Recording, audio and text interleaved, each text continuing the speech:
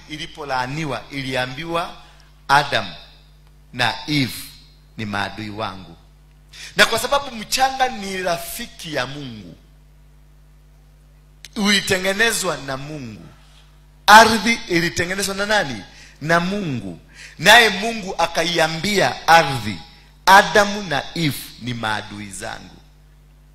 Kwa hivyo nisikuone ukitembea na wao, na kama wakikuja kutafuta kitu kutoka kwako, lazima watoe jaso. Sasa Mungu aka-appoint prefect, ikakuwa ni ardhi ya kucontrol maisha yetu.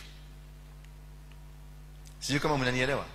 Mungu sasa, badala ya Mungu akuje kusimama, badala yeye mwenyewe sasa mwanaume ambiwe kutoka leo umelaniwa, hakulani mwanaume. He was not cast. Adam was not cast. But what can provide for him? Ikalaniwa, ikaambiwa sasa munyime chochote.